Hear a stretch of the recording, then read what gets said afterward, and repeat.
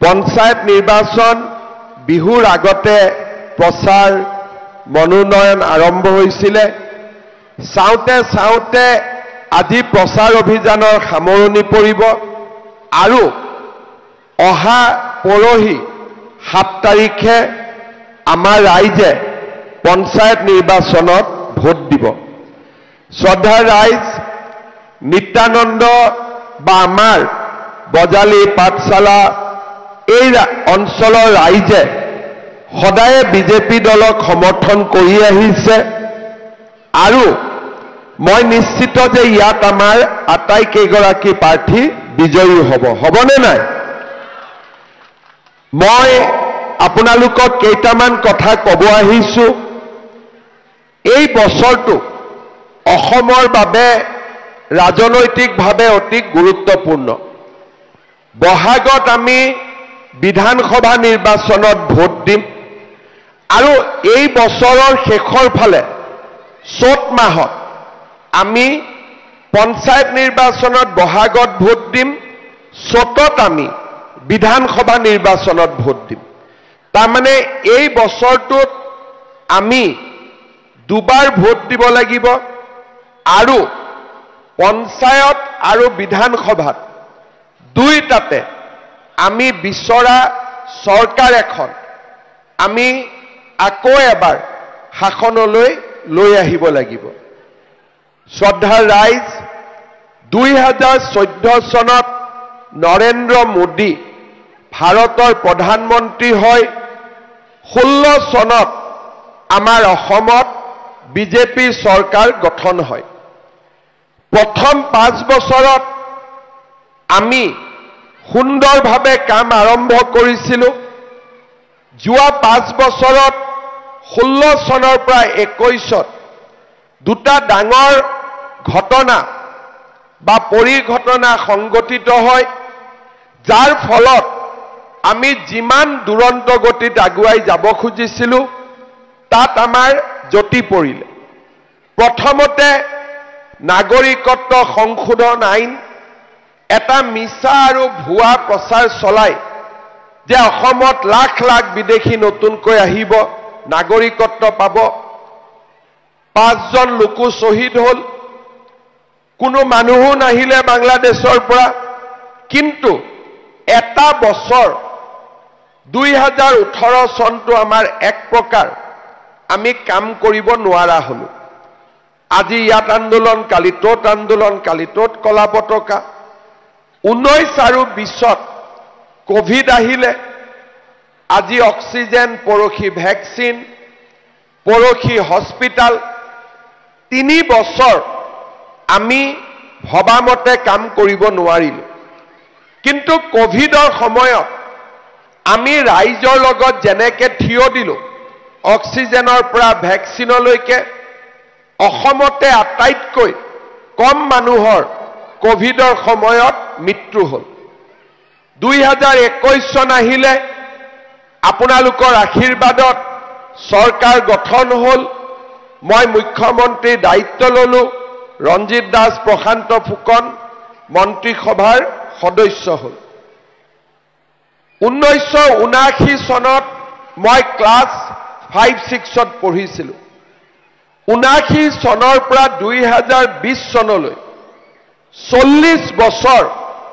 আমি অসমত কি দেখা পাইছিলো অসম বন্ধ কামৰূপ জিলা বন্ধ কোকৰাঝাৰ বন্ধ নগাঁও বন্ধ নামনি উজনি বন্ধ এটা দিন পাৰ হোৱা নাছিল যিটো দিনত অসমত কৰবাত নহয় কৰবাত কোনোবা নহয় কোনোবা জাগাত গণ্ডগোল হোৱা নাছিল বোমা বিস্ফোৰণ মানুহৰ জীৱনৰ এটা অংগ হৈ পৰিছিল গুলি যদি আলফা লৰা মৰিছে তেও অসমীয়া আৰু আলফাৰ গুলিত যদি পুলিচ মৰিছে তেও অসমীয়া গুলি বোমা বিস্ফোৰণ অপহৰণ আমাৰ অসমখন 40 বছৰ কাল অশান্তিৰে পৰিপূৰ্ণ হৈ আছে আমাৰ মানুহে কোকৰাঝাৰ যাব নোৱাৰিছিলে ওদালগুৰি যাব নোৱাৰিছিল কাৰ্বি আলঙত যাব নোৱাৰিছিলে ইয়াত বোলে নতুন ৰাজ্য লাগে, কাৰ্বি আলং নৰ্থ কাছাৰত বোলে নতুন ৰাজ্য লাগে, কাৰোবাক দেশ এখনেই লাগে, পঢ়া শুনাৰ পৰিৱেশ নাছিল আৰু আমাৰ অসমখন অশান্তিৰে অগ্নিগৰ্ভা হৈ আছিল। এয়া আছিল 40 বছৰৰ অসম আৰু যোৱা 4টা বছৰৰ অসমখনক আপোনালোকে 40 বছৰৰ লগত তুলনা কৰক। যোৱা 4টা বছৰ বোমা বিস্ফোৰণ মানে কি আমি পাহৰি গলো। কতো অপহৰণ নাই, কতো গুলীকাণ্ড নাই, কতো আন্দোলন নাই। কোকৰাঝাৰ ওদালগুৰিৰ পৰা আৰম্ভ কৰি ডিফু হাফলঙলৈকে সম্পূৰ্ণভাৱে আজি আমাৰ অসমখন এখন শান্তিৰ অসমলৈ ৰূপান্তৰ হ'ল। এতিয়া অসমীয়া ল'ৰা আলফাত যাব নোখোজে, এতিয়া অসমীয়া ল'ৰা পুলিচৰ বেটেলিয়ন আৰু কামাণ্ডোত যাব খোজে। এয়া হ'ল আমাৰ অসমলৈ অহা পৰিৱৰ্তন। আজি আমাৰ অসমখন চাৰিওফালে শান্তিৰ পৰিৱেশ। ধুবুৰী, গোৱালপাৰা, য'ত নেকি আমাৰ অসমীয়া মানুহ ইতিমধ্যে সংখ্যালঘিষ্ঠ হৈ আছিল, 10%, 12% অসমীয়া মানুহ আছিল। আজি তেওঁলোকো ধুবুৰী মানকাছাৰত তেওঁলোকেও সাহসেৰে থাকিব পাৰে,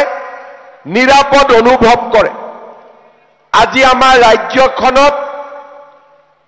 40 বছৰে যি কাম হোৱা নাছিল, যোৱা 4টা বছৰ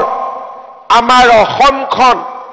শান্তিৰ এক অমিয়া দ্বীপলৈ ৰূপান্তৰ হ'ল। আজি অসমৰ মানুহে সপোন দেখিব পাৰে, সপোনে পূৰ্ণতা পায়, সংকল্প সিদ্ধিলৈ ৰূপান্তৰ হয়। আগতে ল'ৰা ছোৱালীক যেতিয়া স্কুলত যাব লাগে, কলেজত যাব লাগে, মাকে কয় কলেজত যা, ল'ৰা ছোৱালী কয় কলেজত গৈ কি হ'ব, পঢ়িলে চাকৰি পায় নেকি? চাকৰি কেনেকে পায়? টকা ঘোষ দিব লাগিব। মাক বাপেকক ল'ৰাই সোধে যে তোৰ টকা আছে নেকি মই চাকৰি দিবৰ কাৰণে? অৰ্থাৎ মানুহৰ মনত হতাশা আছিল, মানুহৰ মনত বেদনা আছিল। আজি মাক বাপেকে কয় স্কুলত যা, কলেজত যা, পঢ়। এতিয়া ল'ৰাই নুসুধে যে চৰকাৰী চাকৰি ল'বৰ কাৰণে কাৰোবাক ঘোষ দিব লাগে বুলি। 1.5 লাখ ল'ৰা ছোৱালীয়ে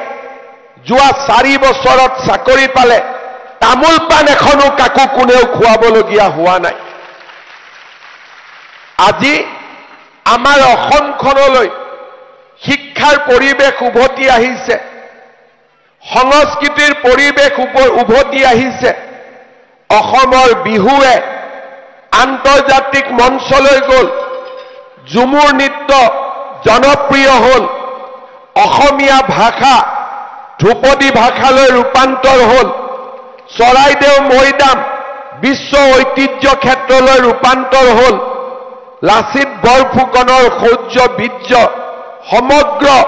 পৃথিৱীতে বিয়পি পৰিল। কাজিৰঙা আৰু মানসত এতিয়া কোনেও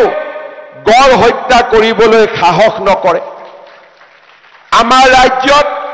ৰাতি 2টা বজালৈকে বহাগ বিহু হয়।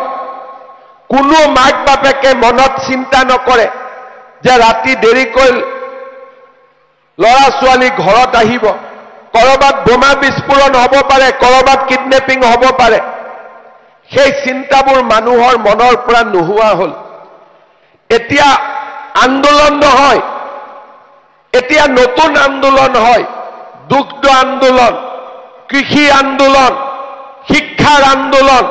বৌদ্ধিক আন্দোলন, কিতাপ পঢ়াৰ আন্দোলন, বিজ্ঞানৰ আন্দোলন। কেইদিনমান আগতে বজালিত অসম সাহিত্য সভাৰ অধিৱেশন হৈ গৈছিলে। গ্ৰন্থ মেলাও বজালিতে আৰম্ভ হৈছিল, এইবাৰ বিজ্ঞান মেলাও বজালিতে আৰম্ভ হ'ল। শ্ৰদ্ধাৰ ৰাইজ, নতুন আন্দোলন হ'ল। এতিয়া মানুহে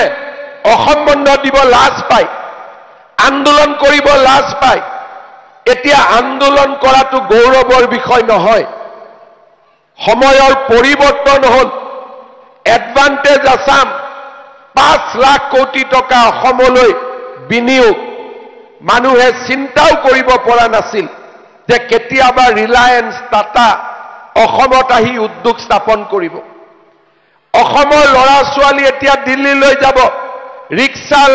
চালক গাড়ী চালকে অসম বুলি ক'লে সম্পূৰ্ণ ধৰণে ভাল দৃষ্টিৰে চাই অসম বুলি ক'লে সকলোৱে বুজি পায়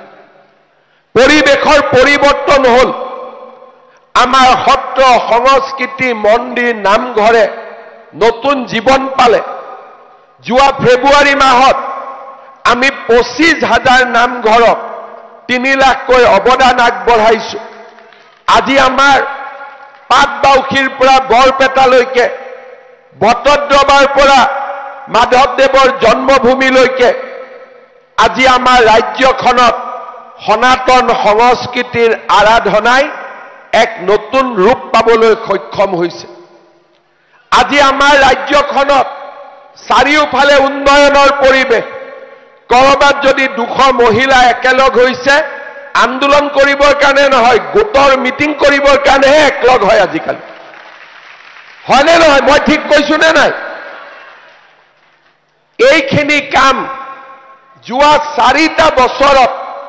আমি যিখিনি কাম কৰিব পাৰিলো 15 বছৰত কংগ্ৰেছেও একেখিনি কামে কৰিব পাৰিলেহেঁতেন সকলকো তেনেকৈ জন্ম দিছিল কংগ্ৰেছৰ মুখ্যমন্ত্ৰীসকলকো তেনেকৈ জন্ম দিছিল অকণমান মাতৃভূমিক ভাল পালে বড়ো সমস্যা কাৰ্বি সমস্যা কেতিয়াবাই সমাধান হ'লহেঁতেন আন্দোলন শব্দটো অসমৰ পৰা কেতিয়াবাই নোহোৱা হ'লহেঁতেন চাকৰিৰ নামত টকা পইচা লোৱা খেলাখন অসমত কেতিয়াবাই নোহোৱা হ'লহেঁতেন কংগ্ৰেছৰ দিনত কি আছিলে কংগ্ৰেছ দলৰ যিমান কৰ্মী আছে সবকে এটাই লাগে চাকৰিৰ নামত টকা লৈ কিন্তু চাকৰিও দিব নোৱাৰে টকাটো ঘূৰাই আনিবৰ কাৰণে আমাৰ মানুহ 5 বছৰ অহা যোৱা কৰি থাকিব লাগে মাটি বন্ধকত দি টকা দিয়া চাকৰি পাম বুলি ৰিজাল্টৰ দিনা নম্বৰো নাই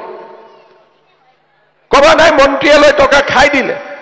বোলে তই টকাকেইটা ঘূৰাব লাগিব 2 বছৰ 3 বছৰ অহা যোৱা কৰি থাকক অংগনবাদী কৰ্মী নামতো চাকৰি লৈছিলে ডাঙৰ চাকৰিৰ কথা বাদ দিয়ক এপিএছ এচিএছৰ নামত 1 কোটি টকালৈকে টকা লৈছিলে আৰু কি কৰিছিলে মই ক'বই নোৱাৰো শ্ৰদ্ধা ৰাইজ আজি সেইখন অসমত চাকৰি কোনে পায় কৃষকৰ লৰাই পায় তামোল পাণ দোকানীৰ লৰাই পায় ঠেলা চালকৰ লৰাই পায় আজি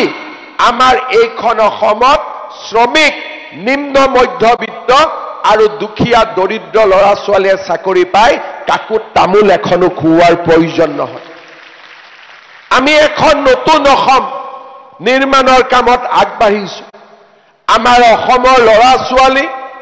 7,000 8,000 টকাত সিকিউৰিটি গাৰ্ডৰ কাম কৰিবলৈ তামিলনাডু যায় কৰ্ণাটক যায় অন্ধ্ৰপ্ৰদেশ যায় ল'ৰা ছোৱালীৰ বেমাৰ হয় চিকিৎসা নহয় আনকি মৃত্যু হলে মৃত শৰীৰো উভতি নাহে আমি অসমত উদ্যোগ আনিম উদ্যোগপতিক সহায় কৰিবৰ কাৰণে নহয় আমি অসমত উদ্যোগ আনিম যাতে অসমৰ বাহিৰত কাম কৰা যুৱক যুৱতীসকলক আমি নিজৰ মাকৰ বুকুচালৈ আকৌ উভতাই লৈ আহিব পাৰো শ্ৰদ্ধা ৰাইজ কোভিডৰ সময়ত মই অসমৰ স্বাস্থ্য মন্ত্ৰী আছিলো ময়ো গম পোৱা নাছিল 16 লাখ অসমীয়া ল'ৰা ছোৱালীয়ে বাহিৰত কাম কৰে 1,50,000 টকাৰ কাম নকৰে 8,000 9,000 টকাৰ কাম কৰে এইখন অসম আমি পৰিৱৰ্তন কৰিব লাগিব আৰু পৰিৱৰ্তনৰ ৰাস্তাত আমি আগবাঢ়ি যাব লাগিব কংগ্ৰেছ চৰকাৰে 15 বছৰ আমাক শাসন কৰিছিল না ৰাস্তা না স্কুল না কলেজ তেওঁলোকে আমাক কি দিছিলে লুঙি দিছিলে নাই লুঙি ধুতি খুটা লুঙি ধুতি খুটা আঠুৱা কম্বল হয়নে নহয় ইয়াৰ বাদে একো আঁচনি নাছিল কংগ্ৰেছৰ মিটিং হয় মহিলাসকলক ক'ব মিটিঙত যাব লাগে বোলে কি পাবি খুটা পাম মহিলাসকল মিটিঙত গ'ল মিটিং শেষ হ'ল খুটা বিলোৱাৰ সময়ত তলত 5000 মহিলা ওপৰত 200 বান্ডল খুটা দলিয়াই দিয়ে যোনে কেছ ধৰে ধৰক আৰু যোনে পাৰে পাৰক দুখে বেজাৰে মহিলাই ঘৰত ঘূৰি আহে লাজতে ক'ব নোৱাৰে খুটা নাপালো বুলি হয় না নহয় মই ঠিক কৈছো নে নাই ঠিক কৈছো নে নাই আৰু এবাৰ চিন্তা কৰি কওক এ আছিলে কংগ্ৰেছ চৰকাৰ আজি আমাক লুঙিও নালাগে ধুতিও নালাগে যদি লুঙি আৰু ধুতি বজাৰৰ পৰা কিনিব লাগে অৰুণোদয় টকাৰে আমি কিনি ল'ব পাৰো লাইন পাতিব যাব নালাগে 2021 16,000 অৰুণোদয় আছিল এটা সমষ্টিত এইবাৰ আমি 22,000 কৰিলো আৰু এতিয়া ফৰ্ম ফিলআপৰ কাম চলি আছে 40,000 পৰিয়ালে অকল আপোনালোকৰ সমষ্টিতে অৰুণোদয় পাব গাড়ীত আহোঁতে মোক ৰঞ্জিত দাই কৈছে যে আৰু 4-5,000 লাগে তেতিয়া সকলো দুখীয়া মানুহখিনিয়ে পাই যাব মই কৈছো ঠিক আছে ৰঞ্জিত দা আৰু 4,000 মই দি দিম যাতে সকলো মানুহে অৰুণোদয় পাব ভাল হ'ব নে বেয়া হ'ব একদম পিছফালে কোৱাই নাই ভাল হ'ব নে বেয়া হ'ব লুঙি ধুতিতকৈ ভাল হ'ব নে বেয়া হ'ব শ্ৰদ্ধাৰ ৰাইজ অৰুণোদয় হ'ল আজি নৰেন্দ্ৰ মোদী ডাঙৰীয়াই আমাক বিনামূলীয়াকৈ চাউল দিয়ে আৰু বেমাৰ আজাৰ হলে 5 লাখ টকালৈকে বছৰি আমি আয়ুষ্মান ভাৰত আয়ুষ্মান অসমৰ চিকিৎসা কৰিব পাৰো কলেজত এডমিশন বিনামূলীয়া হ'ল কিন্তু যোৱাবাৰলৈকে কলেজত এডমিশন ললেও গাঁওবুঢ়াৰ সাৰ্টিফিকেট লাগে মৌজাদাৰৰ সাৰ্টিফিকেট লাগে তাতো টকা খৰচ হয় এইবাৰ আমি সিদ্ধান্ত লৈছো যে কোনো ইনকাম সাৰ্টিফিকেট নালাগে ৰেশন কাৰ্ডখন দেখুৱাই দিলে কলেজত এডমিশন হৈ যাব ভাল হ'ব নে বেয়া হ'ব ৰঞ্জিত দা আৰু মই বহুত দিন কথা পাতি আছিলো যে আবাস যোজনাৰ ঘৰ ললে এটা জিঅ' টেগিং লাগে তাতো লাগে 15-20 হাজাৰ টকা লয় আমি আলোচনা কৰি সিদ্ধান্ত কৰিলো যে এইবাৰ জিঅ' টেগিং জীৱিকা সখী বাইদেউসকলে কৰিব এবাৰ টকা লৈছে নেকি এবাৰ লৈছে নেকি কাবাৰ এতিয়া যিসকল বাদ পৰি গ'ল অহা 10 তাৰিখৰ পিছতে মই আৰু এটা নিয়ম কৰিম যে নিজৰ জিঅ' টেগিং নিজে কৰি ল'ব পাৰিব তেতিয়াতো কোনেও টকা খাব নোৱাৰে নিজৰ টকাটো নিজে খাব নোৱাৰে তাৰ মানে অৰুণোদয় হ'ল চাউল হ'ল কলেজত এডমিশন হ'ল আবাস যোজনাৰ ঘৰো পোৱাৰ ৰাস্তা সাফ হ'ল এইবাৰ আমি আৰু কি কৰিব খুজিছো 1 অক্টোবৰৰ পৰা আমি ৰাইজক ৰেশন কাৰ্ডতে চাউলৰ লগতে দালি নিমখ আৰু আমি চেনি কম দামত দিয়া আৰম্ভ কৰিম আজি আমাৰ গধূলি কেবিনেট আছে তাতে এই সিদ্ধান্ত হ'ব যে বজাৰত যদি 90 টকা দালিৰ দাম থাকে আমি আপোনালোকক 60 টকাত দিম বজাৰত যদি চেনিৰ দাম 90 টকা থাকে আপোনালোকক আমি 60 টকাত দিম তাৰ মানে ৰেশন কাৰ্ডত চাউল পালো নিমখ পালো দালি পালো আৰু চেনি পালো আৰু কি লাগিব আপোনালোকক আৰু কি লাগিব মিঠাতেল লাগিব আচ্ছা মই বেলেগ এটা দিম বুলি ভাবিছো এতিয়া সকলো মহিলাই মোক কয় যে গেছৰ সিলিন্ডাৰৰ দাম 950 কিন্তু এজেন্সিয়ে 1000 মান লৈ লয় হয় না 1 অক্টোবৰৰ পৰা মই আপোনালোকক গেছৰ সিলিন্ডাৰ 650 টকাত দি দিম ভাল হ'ব নে বেয়া হ'ব অলপ বেয়া হ'ব নেকি কোনো কোৱাই ভাল হ'ব নে বেয়া হ'ব লুঙিতকৈ ভাল নে বেয়া ধুতিতকৈ ভাল নে বেয়া আৰু যাৰ যাৰ প্ৰধানমন্ত্ৰী উজ্জ্বলা গেছ যোনে লয় তেওঁলোকক এটা গেছ মই 250 টকাত দি দিম হ'ব শ্ৰদ্ধা ৰাইজ আমাৰ নিম্ন মধ্যবিত্ত আৰু দৰিদ্ৰ মানুহে ঘৰ চলোৱাত ক'ত অসুবিধা পায় চাউল লাগে দালি লাগে নিমখ লাগে গেছৰ চিলিণ্ডাৰ লাগে নহলে খৰি কাটিব লাগে আজি আপোনালোকে চিন্তা কৰক মই লুঙি ধুতি দিয়া নাই কিন্তু অৰুণোদয়ত 1250 বেমাৰ হলে 5 লাখ কলেজৰ এডমিশন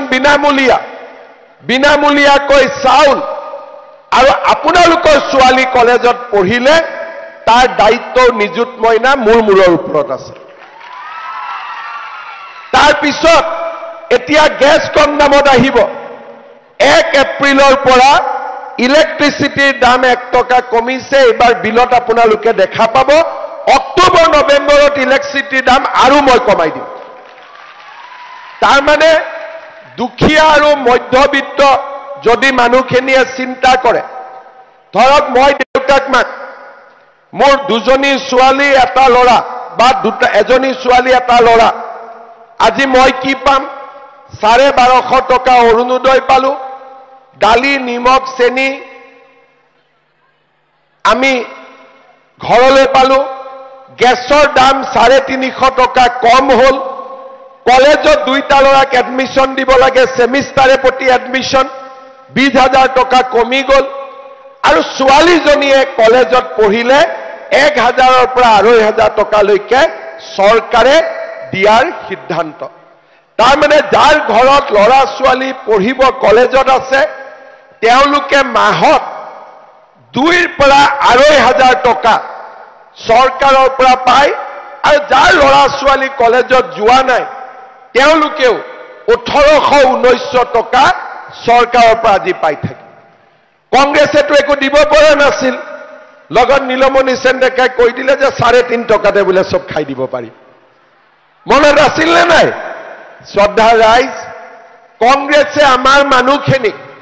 কেতিয়াও সহায় কৰা নাছিল আজি এই আঁচনিবোৰ মই কিয় কৰিব পাৰিছো যেতিয়া দেশত শান্তি আহে দেশত যেতিয়া আন্দোলন বিবৰ্জিত পৰিৱেশ হয় দেশত ব্যৱসায় আহে বাণিজ্য আহে ৰাজকোষলৈ টকা আহে আজি আপোনালোকে চাব অসমত পেট্ৰল ডিজেলৰ দামো পশ্চিমবংগতকৈ কম কিন্তু আমাতকৈ কিমান ডাঙৰ ৰাজ্য তেওঁলোক যি ল'ৰা ছোৱালীয়ে গুগল কৰিব জানে তেওঁলোকে গুগল কৰি চাব পাৰে পশ্চিমবংগতকৈ আজি অসমত পেট্ৰল ডিজেলৰ দাম কম আমি আমাৰ ৰাজ্যখনৰ জনসাধাৰণক সকলো দিশতে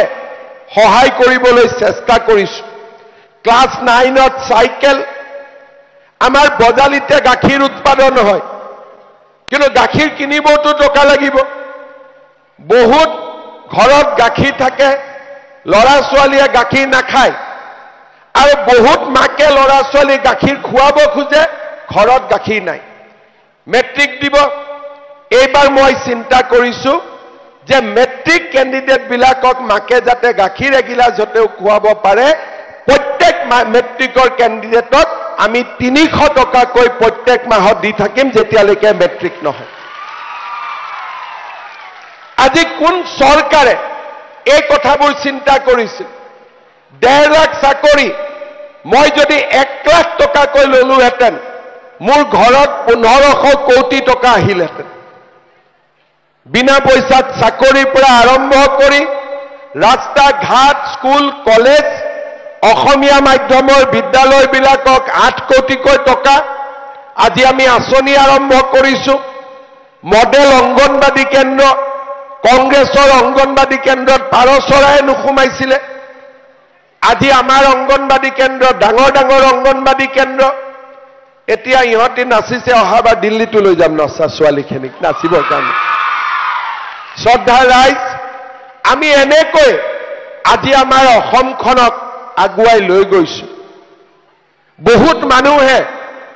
যেতিয়া ভাল হৈ থাকে তেতিয়া বহুত মানুহৰ কুচকুচাই থাকে কিবা এটা বেয়া কৰি দিও বুলি যেতিয়া সব ভাল হৈ থাকে আমাৰ মাজত একচাম মানুহ থাকে যে অলপ কুচকুচাই দিওঁ ইয়াতো যেনে কেতিয়া কিছুমান মানুহ নিৰ্দলীয়ক জিকাবৰ কাৰণে লাগি ফুৰিছে হয়নে নহয় মানে কুচকুচাই থাকে গাটো ভাল কিবা এটা হলে দেখিব নোৱাৰে যদি কৰবাত ভাল দেখিছে তেতিয়াহলে কৰবাত অলপমান কুচকুচনি থাকিবই যে অলপ গণ্ডগোল কৰি দিওঁ শ্ৰদ্ধাৰ ৰাইজ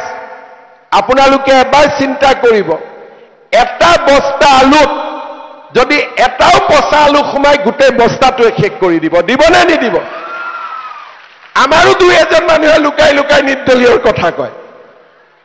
কোনেও কাকো বিশ্বাস নকৰিব আপোনালোকক মই আহি এটাই কথা কম মোৰ মুখৰ ফালে চাই মোদীজীৰ মুখৰ ফালে চাই সকলোৱে পদুম ফুলত ভোট দিব বেলেগ কোনো চিন নাই ঠিকে কৈছো নে নাই মই গতিকে আপোনালোকক ৰাইজক মই অনুৰোধ কৰিম যে আমাৰ সকলো জিলা পৰিষদতে সকলো পঞ্চায়ততে বিজেপি দলক ভোট দিব এটা বস্তাত যদি এটা বেয়া আলু সোমাই যায় অসমখনলৈ আকৌ আগৰ পৰিৱেশবিলাক লাহে লাহে ঘূৰি আহিব অৰুণোদয় জাগাত লুঙি ধুতি হ'ব 10,000 টকাটো লাগিব নে নাই লাগিব আৰু 10,000তে শেষ নে পিছলৈ আৰু লাগিব তেতিয়ালে কাক ভোট দিব লাগিব ৰঞ্জিত দাক মই আজি দায়িত্ব দিলো জুন মাহত দিন এটা ঠিক কৰিব মেট মই নোৱাৰিম পঞ্চায়ত হ'ব জুন মাহত আহি আপোনালোকক 10,000 টকাটো মই বিলাই দি থৈ যাম হ'ব খালি বস্তাত পচা আলু নোসোমাব কিন্তু সোমাব নেকি আমাৰো পাৰ্টিত কেইটামান আছে কুচকুচাই থাকে অলপ ৰঞ্জিত দাকত দিগদাৰি কৰিব পাৰো সেইবিলাকত নহব আমি ৰঞ্জিত দাক দিগদাৰি কৰা মানেতো মোকে দিগদাৰি কৰা হ'ল আকৌ মোক দিগদাৰি কৰা মানেতো মোদীজীক দিগদাৰি কৰা হ'ল হয়নে নহয় সেইকাৰণে সকলোৱে নিত্যানন্দতে হওক আন তিনিটাতে হওক এটা আনকণ্টেজ গৈছে নি চাৰিটাতে আপোনালোকে এজন আমাৰ এজিপি আছে চাৰিটাতে আপোনালোকে পদুম ফুলত ভোট দিব পদুম মানে হাতী মানে পদুম হাতী য'ত নাই তাত পদুমক দিব য'ত পদুম নাই তাতে হাতীত দিব শ্ৰদ্ধাৰ ৰাইজ ভবানীপুৰতো আমাৰ এটা সিট আছে আমি সকলোতে জিকিলে আপোনালোকৰ কাৰণে এই কামবোৰ কৰিবৰ বাবে আমি অনুপ্ৰেৰণা পাম শ্ৰদ্ধাৰ ৰাইজ এইবাৰ ইলেকশ্যনটো অকণমান আগতকৈ বেলেগ এখন গাঁও সভাৰ বেলত থাকিব তাতে সকলোৱে উঠিছে আমি কাকো বাধা দিয়া নাই সবে উঠি চাওক একবাৰ কিন্তু তাতো সদস্য পদটো বিজেপিকহে দিব কংগ্ৰেছ কেইটাক ভুলতে দি নিদিব যি হ'ব বিজেপিৰ ভিতৰতে হ'ব হাৰা জিকা ঠিক আছে য'ত য'ত কংগ্ৰেছ উঠিছে তেওঁলোকক ভোট নিদিব আমাৰ বিজেপিৰ যি উঠিছে তাৰ ভিতৰতে মেম্বাৰত ভোট দিব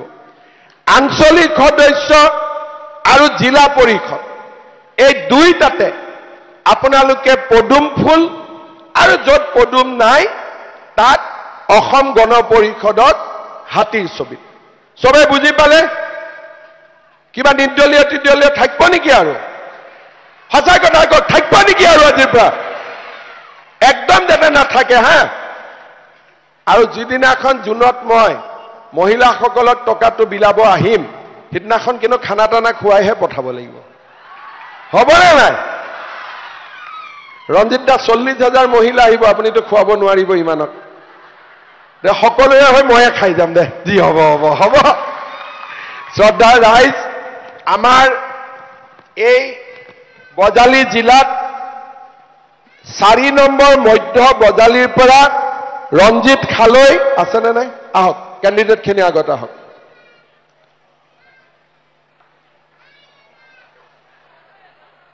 এই নিত্যানন্দ জেগাতে নহয় জানো ৰঞ্জিত খালৈ ৰঞ্জিত খালৈ ইলেকশ্যন উঠিছে জিকিবনে নাই ভুলতে আকৌ কোনো নিৰ্দলীয় দি নিদিব দেই ঠিক আছে হ'বতো নিদো বুলি ডাঙৰ কৰি কওক এটা হাত চাপৰি বজাওক আশীৰ্বাদ কৰক বঢ়িয়া 5 নম্বৰ উত্তৰ বজালী শ্ৰী প্ৰাণজিত কলিতা ৰাইজৰ আশীৰ্বাদ ল'ব বাবা সকলোৱে হাত চাপৰি বঢ়িয়া 2 নম্বৰ দক্ষিণ বজালী মীনাক্ষী দাস, ভাৰতীয় জনতা পাৰ্টি। মীনাক্ষী দাস মায়া, আশীৰ্বাদ আশীৰ্বাদ চোন ৰাইজৰে আশীৰ্বাদ। ভবানীপুৰ সৰুপেটা হাতী ছবিত অৰবিন্দ বৰ্মন, আহক। এইটো হাতীৰ ছবি, হা, ঠিক আছে, হাত চাপৰি। আৰু দক্ষিণ পশ্চিম বজালী নবীৰণ বেগম আছে নাই? ঠিক আছে, হ'ব। এতিয়া শ্ৰদ্ধাৰ ৰাইজ, মই আপোনালোকক আকৌ এষাৰ কথাই ক'ম, এই ইলেকশ্যনটো খুব ভাবি চিন্তি ভোট দিব, কাৰণ এই বছৰতে বিধানসভা নিৰ্বাচনো আহিব। গতিকে ক'ৰবাত আমি গণ্ডগোল ভোট দিলেই কংগ্ৰেছবিলাক জঁপিয়াব আৰম্ভ কৰিব। সেইকাৰণে কংগ্ৰেছত ভোট দিব নালাগে। আৰু ইয়াত যি নিৰ্দলীয় আহিছে তেওঁ কংগ্ৰেছী, মই ভাল কৰি জানো। গতিকে কংগ্ৰেছে নামতহে নিৰ্দলীয়, কামত কংগ্ৰেছ। শ্ৰদ্ধাৰ ৰাইজ, আমাৰ দেশখন বজালী অসমৰ ভিতৰতে এখন বৌদ্ধিকভাৱে জাগ্ৰত জিলা, শৈক্ষিক দিশত যথেষ্ট আগৰণুৱা। মই এষাৰ কথাৰে সামৰণি মাৰিম, আমাৰ দেশ বৰ্তমান এটা বিশেষ পৰিস্থিতিৰ মাজেৰে আগবাঢ়িছে। পেহেলগামত কি হ'ল আপোনালোকে দেখিছে। এচাম মানুহ আহিছে বন্দুক লৈ, তোৰ ধৰ্ম কি? বোলে হিন্দু ধৰ্ম, গুলিয়াই মাৰি দিছে। আৰু এইবোৰ ক'ৰ পৰা আহিছিল? পাকিস্তানৰ পৰা। মোদী ডাঙৰীয়াই কৈছে যে যোনে ২৭ গৰাকী নিৰীহ মানুহক হত্যা কৰিলে পৃথিৱীৰ য'তে লুকাই নাথাকক কিয় আমি তেওঁলোকক বিচাৰি উলিয়াই শাস্তি দিম। মই ৰাইজক অনুৰোধ কৰিম, সকলোৱে মোদী ডাঙৰীয়াৰ কাৰণে প্ৰাৰ্থনা কৰিব। সেনা বাহিনী, নৌসেনা, বায়ুসেনাৰ কাৰণে প্ৰাৰ্থনা কৰিব। যদি তেওঁলোকে পাকিস্তানৰ লগত কিবা কাৰণত যুদ্ধত যাবলগীয়া হয়, আমাৰ আশীৰ্বাদ আৰু আমাৰ প্ৰাৰ্থনাৰে তেওঁলোক যাতে বিজয়ী হ'ব পাৰে, ভাৰত মাতৃৰ তিৰংগ পতাকা বিশ্বৰ বুকুত গৌৰৱেৰে সৈতে উৰুৱাব পাৰে। পাকিস্তানক আমি চিনি পাওঁ, কিন্তু আমাৰ দেশৰ ভিতৰতে বহুত পাকিস্তানী আছে। কোনবাই মনে মনে পাকিস্তান যায়, কোনবাই ফেচবুকত পাকিস্তান জিন্দাবাদ লিখে। দেশৰ বাহিৰৰ পাকিস্তানীবিলাকতো মোদীয়ে চাব, কিন্তু দেশৰ ভিতৰৰ পাকিস্তানীবিলাকক মই কৈ থৈছো, কোবাই কোবাই ঠেং ভাঙিম যদি ইয়াতে পাকিস্তান জিন্দাবাদ দিয়ে। 40 জনমান এৰেষ্ট হৈছে, লাগিলে আৰু বেছিকৈ কৰিম। কাৰণ দেশৰ বাহিৰা শত্ৰুতকৈ ভিতৰৰ শত্ৰু বেছি বিপদজনক, হয়নে নহয়? শ্ৰদ্ধাৰ ৰাইজ, এই সময় হ'ল একেলগে থকাৰ, এই সময় হ'ল প্ৰাৰ্থনা কৰাৰ সময়, এই সময় হ'ল আমাৰ সেনা বাহিনীৰ জোৱানসকলক সাহস দিয়াৰ সময়। মই আশা কৰিম